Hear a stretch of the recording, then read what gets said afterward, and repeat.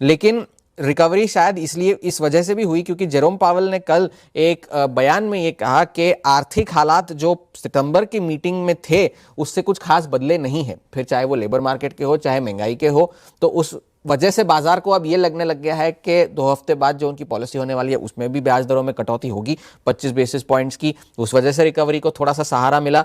और साथ ही साथ उन्होंने ये भी कहा कि शटडाउन की वजह से उनके पास अब कोई ऐसा सरकारी डेटा तो है नहीं, तो वो प्राइवेट डेटा को रेफर करने की कोशिश कर रहे हैं, लेकिन सरकारी डेटा आखिर में गोल्ड स्टैंडर्ड है उनका, तो उस वजह से। और उन्होंने ये भी कहा कि जो क्वांटिटेटिव टाइटनिंग जो चल रही थी, फेड की बैलेंस शीट की साइज को कम करने का जो प्रोग्राम 3 सालों से चल रहा था, वो अब जाकर के वो आने वाले कुछ महीनों में खत्म कर देंगे ताकि लिक्विडिटी को थोड़ा को इम्पैक्ट ना हो। गिरावट ऊपरी स्तरों से इसीलिए आई क्योंकि डोनाल्ड ट्रंप ने फिर कल ट्रूथ सोशल पर चीन पर निशाना साधते हुए ये कहा कि जानबूझकर सोयाबीन नहीं खरीदा जा रहा है यूएस का, जिस वजह से उनके किसानों को तकलीफ हो रही है।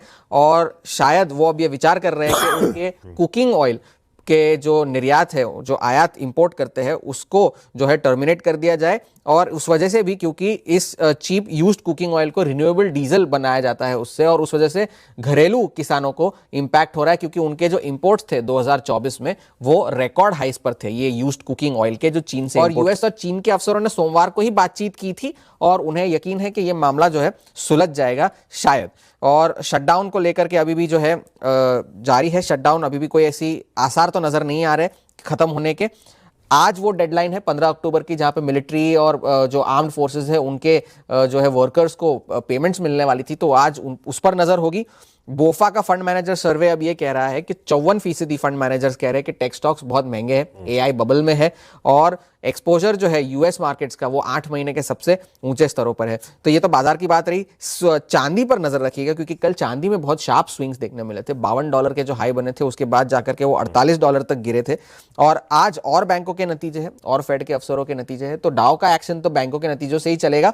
तो आज टेक स्टॉक्स वगैरह क्या करते हैं और शटडाउन को लेकर के क्या डेवलपमेंट्स होते हैं, ये बड़ी चीजें देखने वाली होंगी, किए जा रहे थे। उससे पहले यूएस के जो ट्रेड रिप्रेजेंटेटिव है जेमिसन ग्रेयर, उन्होंने ये जो 100% टैरिफ की धमकी दी है डोनाल्ड ट्रंप ने, उस पर सफाई दी। उस पर उन्होंने ये कहा कि टैरिफ ये उस चीन पर निर्भर करता है कि ये टैरिफ उन पर लगेगा या नहीं, उनके आने वाले एक्शंस क्या होंगे उस पर यह तय किया जाएगा कि 1 नवंबर को जो है टैरिफ लगाया जाएगा यानी, क्योंकि ये उनकी करनी है, उन्होंने ये एस्केलेशन किया है, तो अब उनको डिसाइड करना है कि वो आगे चल के ऐसा क्या करे कि ये टैरिफ ना लगाया जाए। डोनाल्ड ट्रंप और शी जिनपिंग की जो बैठक होने वाली थी उस पर भी उन्होंने बयान देते हुए कहा कि फिलहाल बैठक ऑन ट्रैक है, शायद हो सकती है, लेकिन it is subject to change. आने वाले जो डेवलपमेंट्स होंगे उस हिसाब से शायद इस कार्यक्रम में बदलाव हो।